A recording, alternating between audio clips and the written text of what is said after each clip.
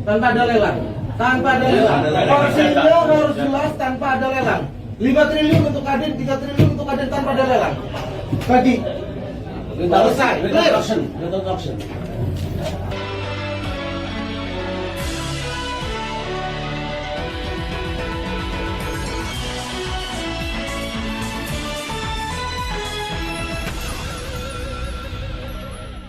Halo, halo, apa kabar? Assalamualaikum warahmatullahi wabarakatuh. Kembali berjumpa dengan saya, Hirsbuno Arif. Bagaimana libur panjangnya? Sekarang sudah mulai beraktivitas ya.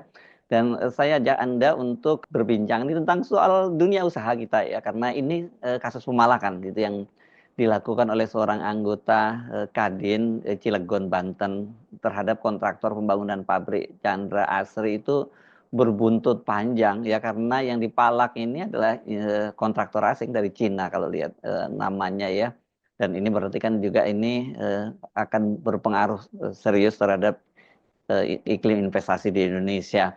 Makanya ya sangat heboh sekali kasus ini ya, dan karena nilai yang diminta itu nggak main-main ya, sebesar 5 triliun dari total proyek 15 triliun ya, berarti sepertiganya gitu, dan itu pun mintanya tanpa lelang ya, tanpa tender dan tanpa lelang. Selain mendapat kecaman dari berbagai kalangan termasuk bahkan dari dunia usaha, Polda Banten turun tangan melakukan investigasi terkait atau penyelidikan ya, tepatnya kalau di polisi itu ya. Kemudian kantor BKPM, Badan Koordinasi Penanaman Modal Indonesia, memanggil para pengurus Kadin Cilegon. Sementara Kadin Indonesia juga tidak tinggal diam. Ketua Kadin Indonesia Anindya Bakri mengatakan hari ini Rabu 14 Mei 2025 dia menurunkan tim ke Cilegon untuk melakukan investigasi bersama dengan BKPM, dan dia menyatakan tidak segan akan memberikan sanksi bila terhadap pelanggaran yang dilakukan oleh anggotanya. Peristiwa pemalakan tersebut beredar luas di berbagai platform media sosial hari Ahad 11 Mei 2025.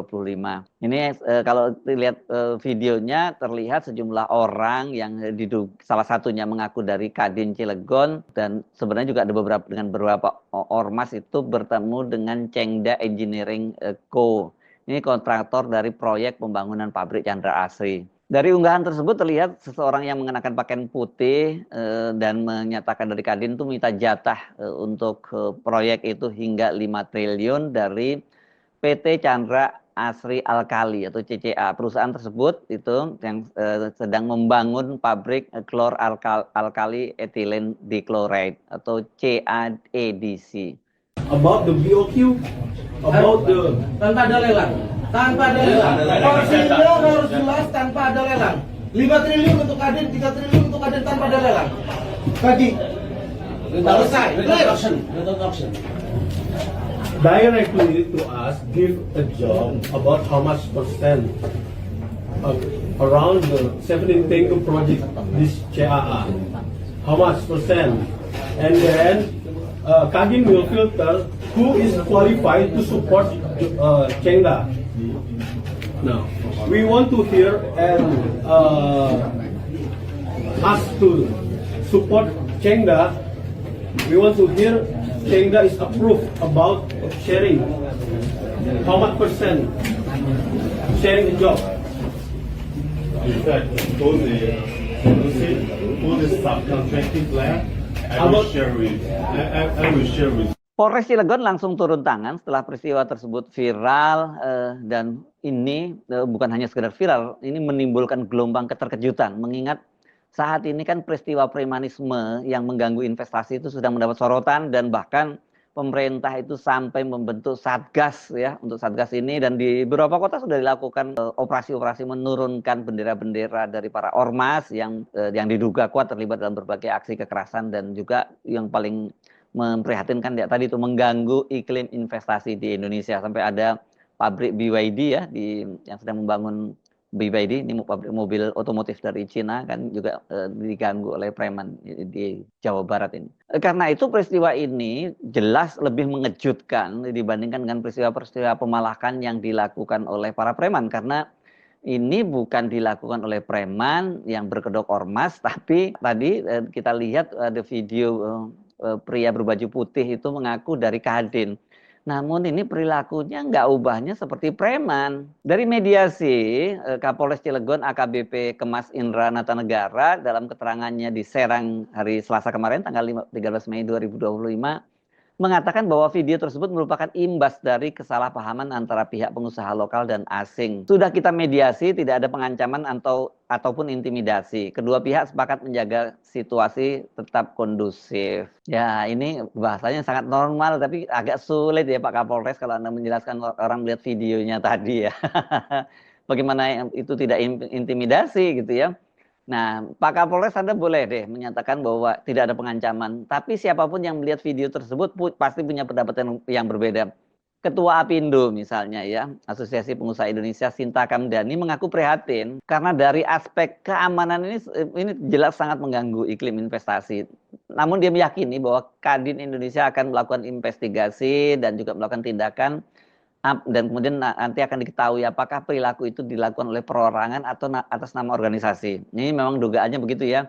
Ini hanya orang yang mengaku-ngaku sebagai anggota Kadin atau dia memang orang anggota Kadin tapi itu bukan atas nama organisasi. Ketua Umum Kadin Indonesia Anindya Bakri mengaku bahwa ya peristiwa ini tepat waktunya ya karena katanya Kadin itu sedang membentuk dan sudah mulai tim verifikasi dan etis untuk melihat keluhan dan pertanyaan masyarakat di Cilegon. Itu kata Anin ya. Berarti ada kasus-kasus lain dong ya. Ini kebetulan kemarin ketika dia ditemui itu sedang meresmikan kantor pusat konsultasi dan pendampingan Satgas MBG Gotong Royong Kadin Indonesia. Kadin menurut dia tetap terus fokus mendorong perdagangan dan investasi nasional dengan menjunjung tinggi kepastian hukum serta menolak segala bentuk tindakan melawan hukum dan pendekatan yang represif.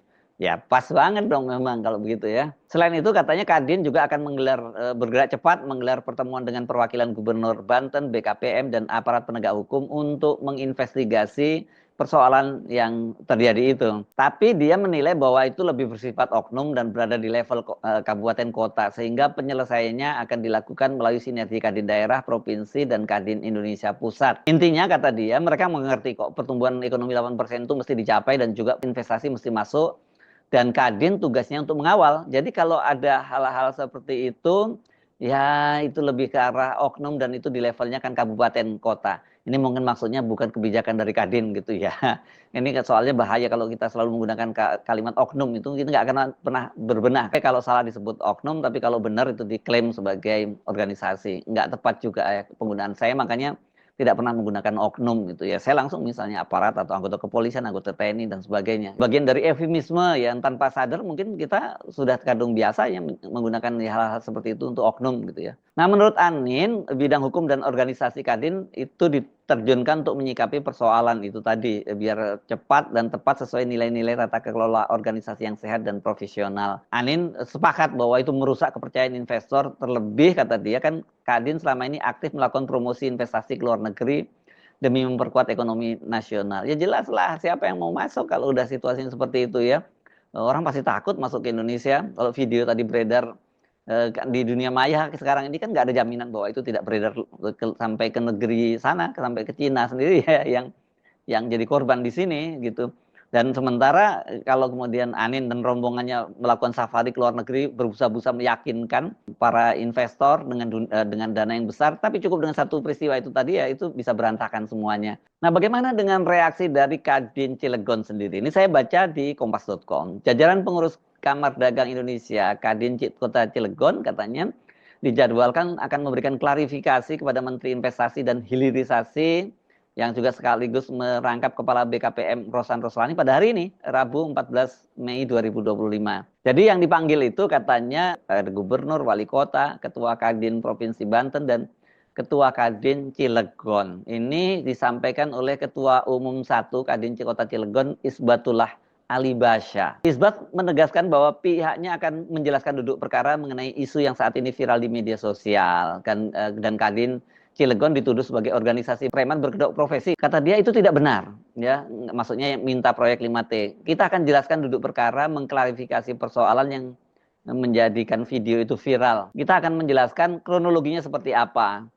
setelah pertemuan dengan Kementerian Investasi, kata dia pengurus Kadin Cilegon juga akan memberikan klarifikasi kepada penyidik di Reskrimum Polda Banten yang tengah menyelidiki kasus itu. Kita akan ke Polda habis dari kementerian dan akan mengklarifikasinya. Ya ini penting ini ya, karena memang sekarang udah ada Satgas Premanisme ya. Apalagi berkaitan dengan investor asing. Berat ini urusannya memang.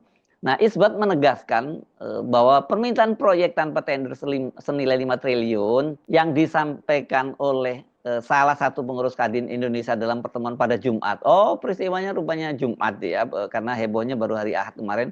Itu merupakan luapan emosi. Emosinya muncul karena pengurus Kadin Cilegon bersama organisasi lainnya telah melakukan 3 kali pertemuan tanpa mendapat kejelasan terkait pelibatan pengusaha lokal dalam proyek pembangunan pabrik bahan baku baterai itu. Jadi memang kelihatannya bukan hanya Kadin ya, ada beberapa organisasi lainnya termasuk HIPMI, HINSI dan sebagainya yang terlibat. Cuman yang ngomong kemarin yang kenceng itu paling kenceng yang dia menyebut dirinya dari Kadin, makanya Kadin yang langsung kena getahnya ini. Dan kemudian kata dia memang ada statement yang slip of tongue dari salah satu pengurus atau anggota kami yang mungkin emosional karena berulang kali rapat tidak jelas komunikasi.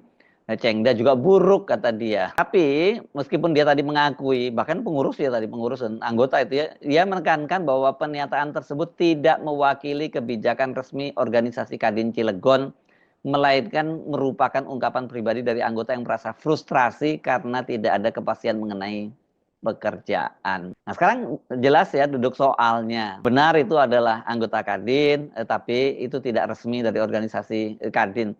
Tapi apapun ya kalau memang dia tidak mewakili resmi, ya Kadin harus mengambil langkah yang tegas karena bagaimanapun juga langkah semacam itu tidak dibenarkan. Ya kalau dalam bisnis memang harus ada persuasi ya, ada negosiasi, persuasi dan sebagainya dan nggak bisa melakukan kekerasan semacam itu. Dampaknya sekali lagi dampaknya sangat serius. Jangan dianggap main-main ya, apalagi di era media sosial ini yang borderless. Nggak ada peristiwa yang sifatnya lokal. Apalagi kalau peristiwanya yang sangat kuat itu dan berkaitan dengan para kepentingan pebisnis yang mau masuk ke Indonesia, ya berita semacam itu cepat menyebar dan katakanlah sekarang yang jadi korban itu investor dari Cina, karena kalau namanya Chengda berarti Cina ya, mudah-mudahan saya nggak salah ini ya. Dan ini bukan berarti yang merasa kemudian merasa ragu-ragu untuk masuk ke Indonesia bukan hanya dari investor Cina, tapi juga investor-investor lain yang berasal dari negara-negara lain juga pasti kalau melihat video tadi dia jadi mikir lagi gitu. Saya kira ini penting untuk segera dijelaskan, tetapi sekali lagi bahwa ini biaya besar yang dilakukan oleh pemerintah melakukan roadshow maupun Kadin melakukan roadshow itu ya seperti seperti pepatah ini panas tahun itu hilang diterpa oleh hujan sehari. Saya Hersbun Arif, sampai ketemu lagi. Wassalamualaikum warahmatullahi wabarakatuh.